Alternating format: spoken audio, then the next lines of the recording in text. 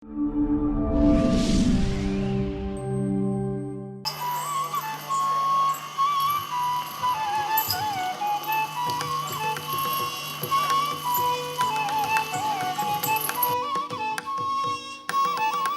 സുരേന്ദ്രൻ, വയസ്സ് 14.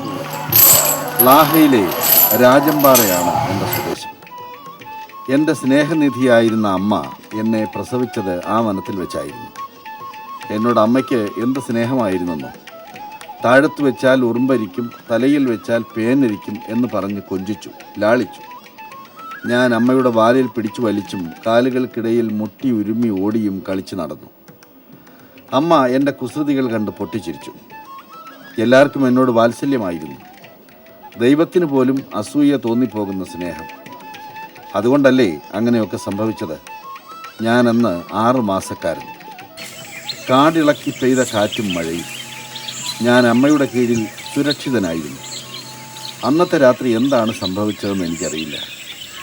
നേരം പുലർന്നു നോക്കുമ്പോൾ ഈശ്വര, ഒരു വശം ചരിഞ്ഞ് ചലനമറ്റ് കിടക്കുന്ന എൻ്റെ പ്രിയപ്പെട്ട അമ്മയെയാണ് ഞാൻ കണ്ടത്. മുട്ടി വിളിച്ചും അലറിക്കരഞ്ഞും ഞാൻ തളർന്നു. ദിവസം 2 കഴിഞ്ഞിട്ടും അമ്മ മരിച്ചു കിടക്കുകയാണെന്ന് എനിക്കറിയാനായില്ല.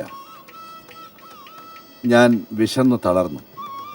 അമ്മയോടൊപ്പം തന്നെ ഞാനും മരിച്ചു പോകും എന്ന് കരുതി. പക്ഷെ അപ്പോഴാണ് ഇവർ വന്നെന്നെ ഇങ്ങോട്ട് കൂട്ടിക്കൊണ്ടുവന്നത്. അമ്മയെ നഷ്ടപ്പെട്ട വേദന എനിക്കിപ്പോഴുമുണ്ട്.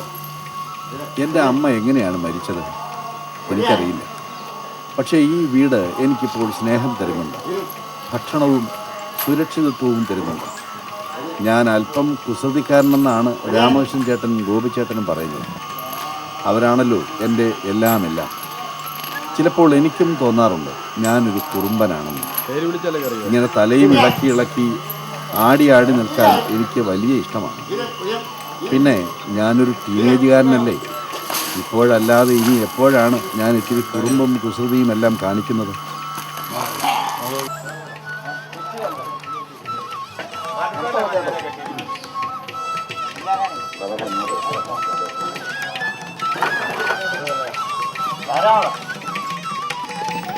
ഞാനൊരു മടിയനൊന്നുമല്ല കേട്ടോ.